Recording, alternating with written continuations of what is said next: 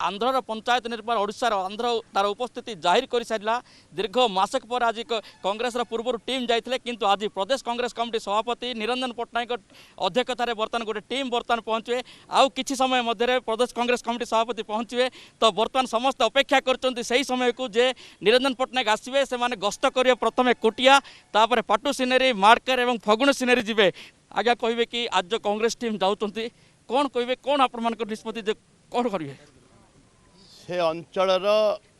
साधारण जनता को मिसबू से अंचल जो साधारण जनता तांकर जो मौलिक अधिकार अच्छे दीर्घ 22 वर्ष से सरकार तांको कौन अधिकार देछि अपन देखंतु ये आज समस्या नुह 1961 मसीह तत्कालीन कांग्रेस मुख्यमंत्री बिजू बाबू पीरियड रे मुसरी सांता एक तो विधानसभा भी उल्लेख करिछि जे मुसरी सांता को प्रश्न उठे विधानसभा कही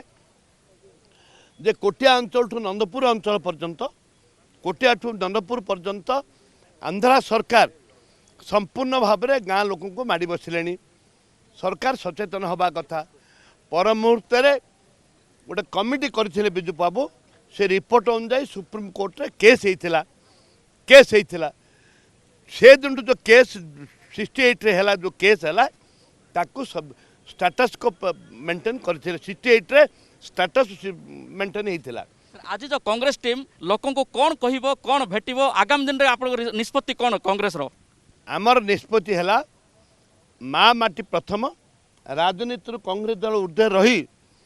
कोटिया केमती लोकंकर जो समस्या अच्छी मौलिक अधिकार एवं मौलिक समस्या रही ताकू समाधान करने प्रयास करिवो देखुले आम निकट जो जयपुर विधायक कहते किपरि कोटिया आमर होकर रही तो प्रदेश कांग्रेस कमिटी कार्यकारी सभापति पचारि बुझा आज्ञा कहे कि कांग्रेस मध्य लड़ाई करा दीर्घ दिन समस्या किंतु बर्तमान आंध्र जबरदस्त निर्वाचन करके गला आपण आंदोलन करते कांग्रेस तरफ आज कौन आपण टीम जीवे कौन आलोचना करेंगे अविभक्त कोरापुट जिलार अस्मितार प्रश्न आम आत्मसम्मान को आघात पहुँची एवं आम आंध्र प्रदेश सरकार षड्यंत्र शिकार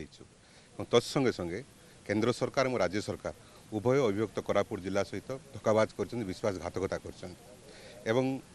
अनुमान कर उभय सरकार नीरव 2006 मसीह सुप्रीम कोर्ट जजमेंट आसी सारा जे पार्लियामेंट द्वारस्थ हूँ बोली आज पर्यटन सरकार कौट जाइए एणुक आम कांग्रेस दलर समस्त तुंग नेता प्रदेश कांग्रेस कमिटी सभापति सहित आज अंचल गस्त करूँ एवं आज आम कार्यक्रम हाथ को नबू जे किपरि भाव में कुटिया ओडिशा सहित रही आंध्र कबल या मुक्त करने समस्त प्रकार पदक्षेप ग्रहण कर आज कार्य आज पीसीसी टीम भेटा लोकों सहित आलोचना करने कौन आलोचना करेंगे तापर पदक्षेप कौन आप जेहेतु सुप्रीम कोर्ट चारि सप्ताह समय देते ओडिशा को तो आपण कौन आलोचना करेंगे आगामी दिन में सुप्रीम कोर्ट पूर्वर सीधा सड़क कहीदे जे ये परिधि भीतर को जाऊना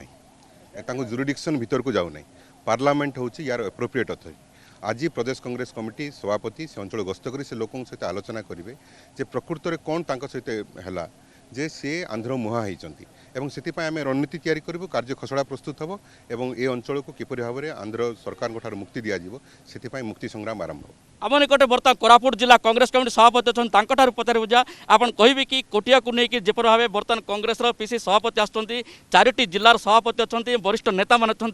कौन आप आलोचना करेंगे पूर्व आप कि अविभक्त कोरापुट भितर कोरापुट जिला अन्यतम कोरापुट जिला भितर पट्टांगी निर्वाचन मंडल जाऊँचे कोटिया पंचायत भी कोटिया एरिया जाऊँगी तेणु एठी पीसीसी सभापति आज आसुँच एठी जीवन और जीविका उपरे कथा पड़ी कोटिया अंचल लोक मैंने किभली भाव में बंचे एवं किभली भाव में जीवन जीविका अतिबाहित करेंगे से उपर आज कथा पड़ी ये सरकार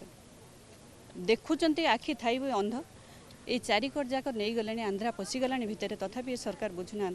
आज पीसीसी सभापति कांग्रेस दलर आसी आज समस्त अविभक्त कोरापुटर समस्त कर्मकर्ता आसी समस्ते जोगदेवे आलोचना उपरक आसब निश्चित भाव में कोटियार लोक मैंने भावुचे जे कि से कांग्रेस दल हाथ को नब एवं समस्या जहाँ होती से निश्चित भाव में समाधान करने चेष्टा कर देखुले जिला सभापति कांग्रेस समस्त उद्देश्य जे कोटिया केमिति ओडिशा रे ही रहिबो।